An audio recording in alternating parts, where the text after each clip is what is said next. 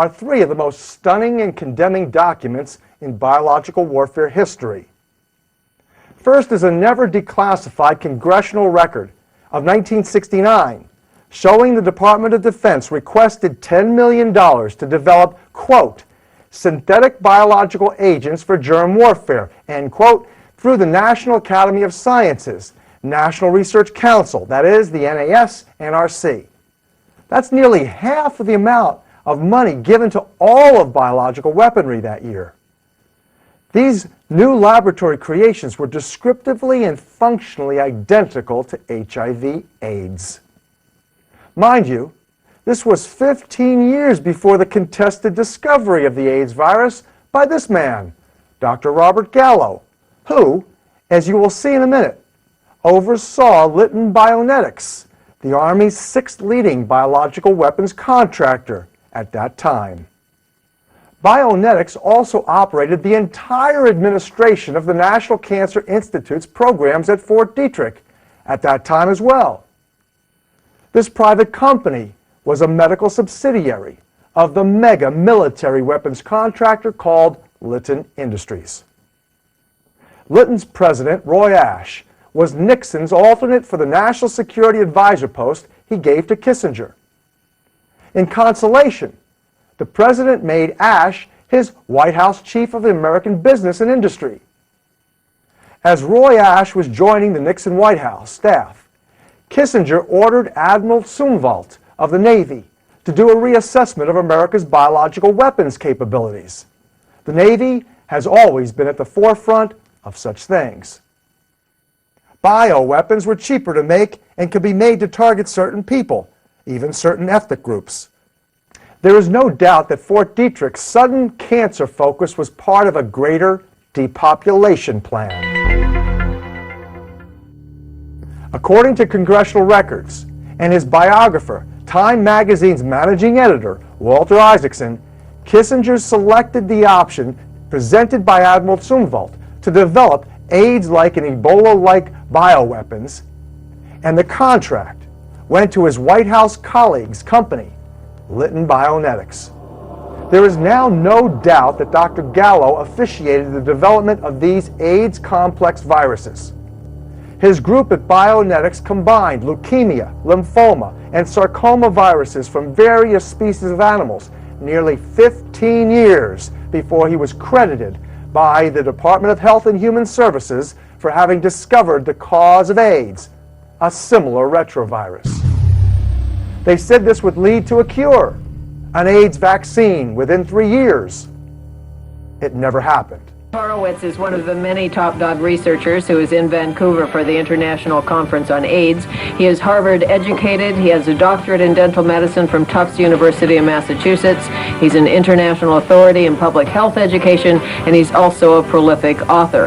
When Dr. Horowitz first heard the theory that the AIDS virus and other killer germs were deliberately cultured as biological weapons and deliberately targeted at unsuspecting victims, he thought the mere idea mad, some wild conspiracy perhaps, or at least good grist for a sci-fi novel.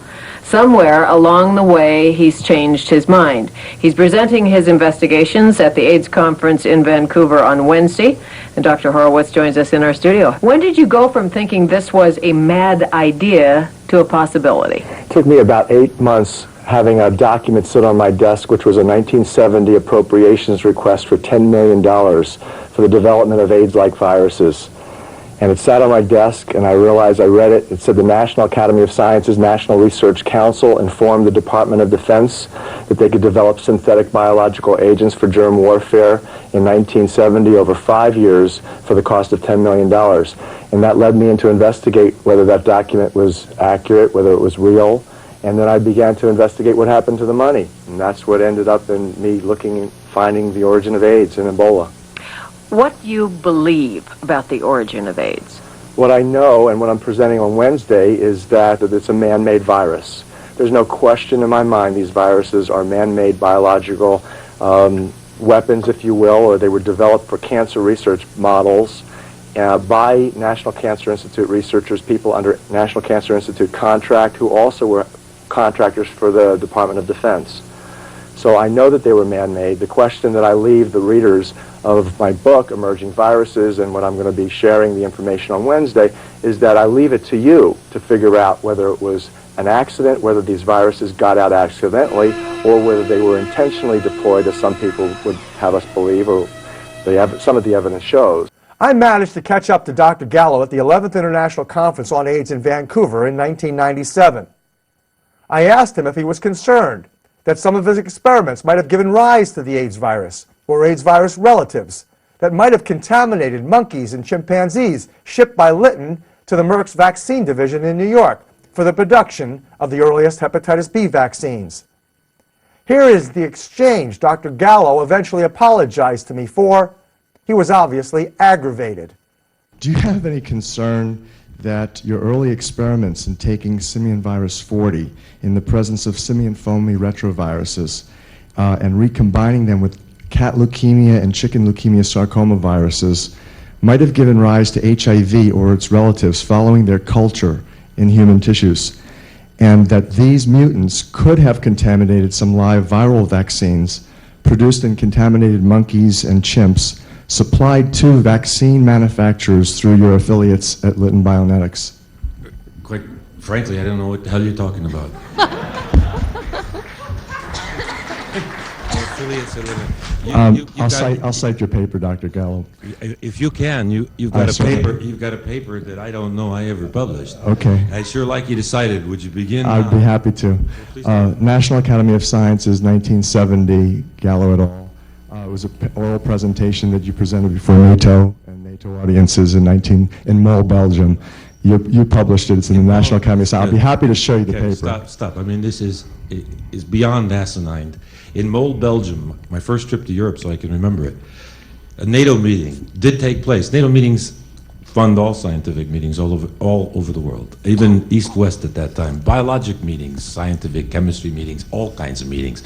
Meetings about motherhood, fatherhood, everything.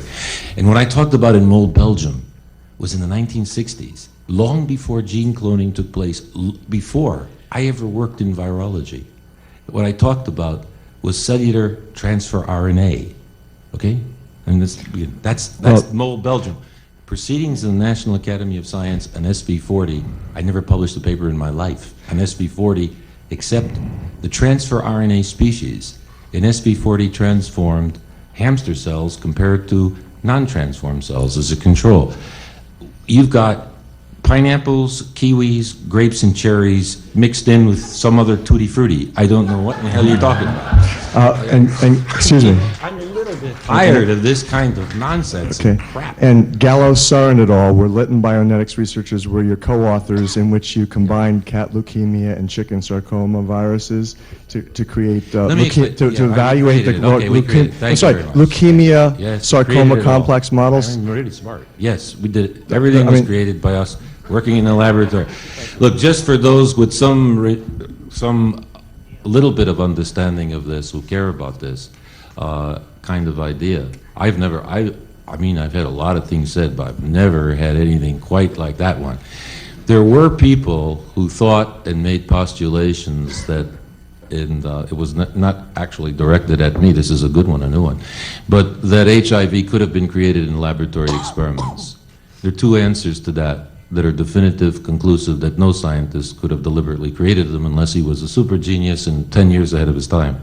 The AIDS virus definitively existed long before molecular cloning. That's point one. Point two, we know the full sequence, the genome of HIV. It was published by our lab in 1985 and by a group from Paris around the same time.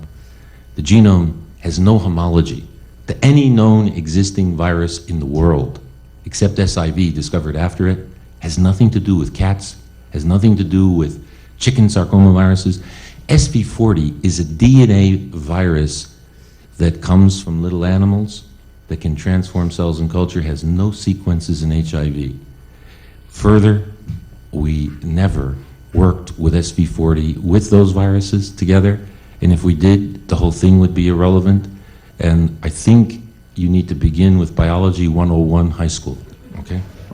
These documents, including the U.S. government contracts, best explain how AIDS emerged on two far-removed continents in black Africans and gay New Yorkers by 1978. These were precisely the populations that received the first hepatitis B vaccines, produced in Lytton's chimpanzees just 4 years earlier. By the way, the man sitting to Dr. Robert Gallo's right is Dr. Jonathan Mann. At the time, Dr. Mann was the AIDS czar for the World Health Organization.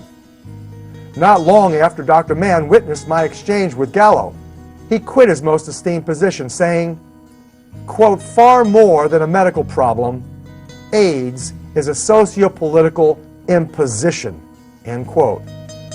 If I am right, and these documents are legitimate, then generally trusted vaccines, the sacred cow of public health, given mostly to our nation's youth, said to have contributed most to conquering infectious diseases, are alternatively the world's worst curse and nightmare.